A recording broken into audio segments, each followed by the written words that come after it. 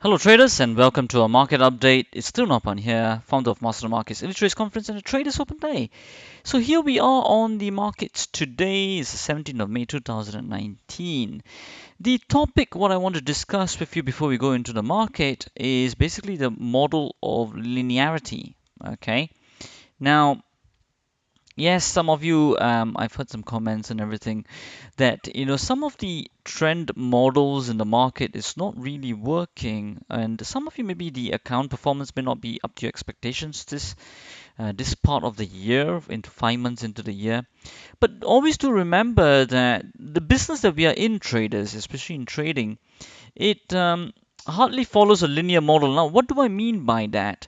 So, what is a linear model? Now, first of all, in the elite meeting yesterday, I was just talking about this as well, is that if you were to plot a chart which is money against time. Now, let me just put this dollar Swiss. Let's say, there you see, money against. I can relate to this then as well. So if you can see in a linear model, what happens is you got an upward line. Let's say this one is money, and here is time. Okay, you got an upward straight line which just goes up and up and up over time, and then with small comebacks, drawdowns, as you may call it, and then it goes up again. Now this is almost a 90% linear model, is it not? Now what models in our life follow this? For example, what do I mean by that? For example, if I give you one example like an income based job, an income based job is a linear model, is it not? Traders. So, for example, you go to work every month, you get paid a salary, an income, and then that is it. It carries on for years for some of you. Now that is a linear model. Now, when is the time that in an income-based model that you can get your drawdowns is when, as you may have already thought of it, is when, let's say, you get redundancy from your job, or between you look to get like a career break, you take some time off, maternity leave, all those kind of things, and that's when it takes a small blip. But more or less 80-90% of the time, it's a linear model. Okay, so that is the income-based model. Okay, it will have its pros and cons as well.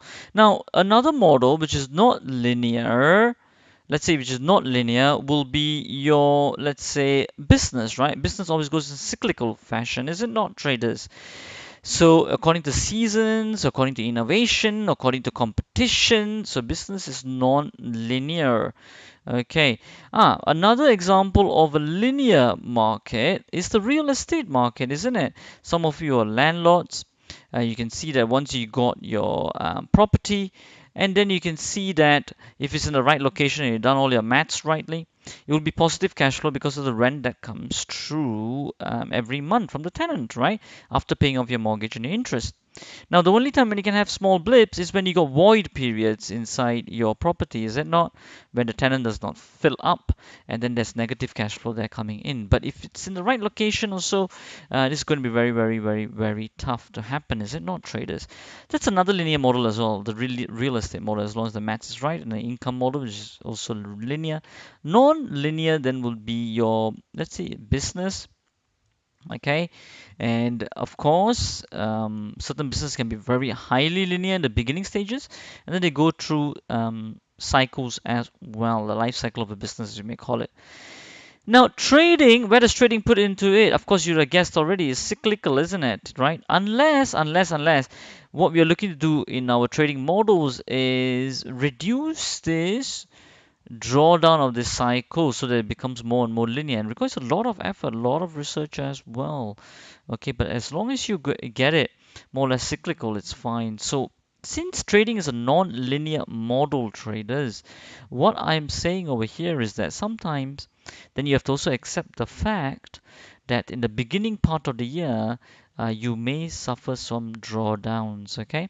And then after that, it will start to pick up, and then it will wipe it away, and then it will go into its linear model. Then what gives you the confidence that it will pick up? It's the sustainability of your logic, okay? Sustainability of your logic in which you build your systems, okay? So based on the linearity topic, first we went through what is a linear model.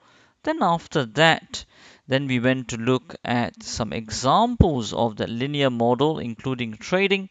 And then thirdly, I just want to explain to you what gives you that confidence that it should follow with your um, profitable model, that it makes it profitable, okay?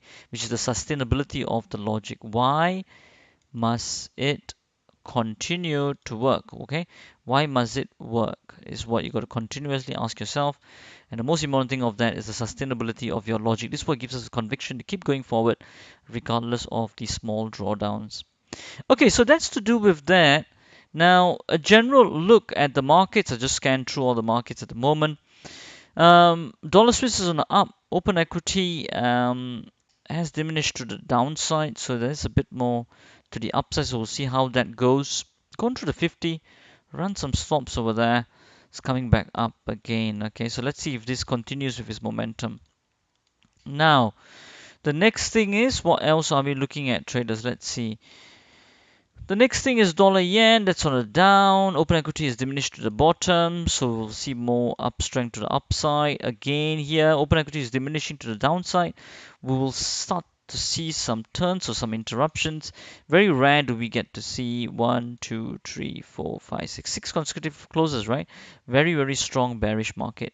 Euro dollar down, but then it's consolidating, really not going anywhere. The main level what we're really looking for, traders, is this low here. Does it hold or does it get taken out to then confirm this high? Okay, so let's see where that brings us to. Bitcoin, big down move at the moment from 8,000 has come all the way to 6,000 at the moment. So we'll see whether that sustains. It's still very strong uptrend here, as you can see. FTSE, we can still see on the upside, retracing a bit, 7,335. Oil down already, taken out this last low over here. What you can see over here, isn't it? And what else? So then let's take a look at gold. Gold, it has done a little bit of an upside, but it's coming back further down to 1276, is it not, traders? So let's see. It has done. Let's see if it sustains its uptrend to carry on more to the upside is what we are looking at, right? Because overall trend is still to the upside. It's taken out its last high at the moment. Right, Aussie dollar, more to the downside, following on with gold. Open equity is diminishing to the downside. Maximum stops already reaching the point. Euro yen as well. Open equity is very low. Highly probably this low will sustain. That's the level we're going to be taking a look at. Let's see how that carries on to be towards next week. And then we got Dow. It's in the downtrend already at the moment, and it's moving further up on a very strong bullish way.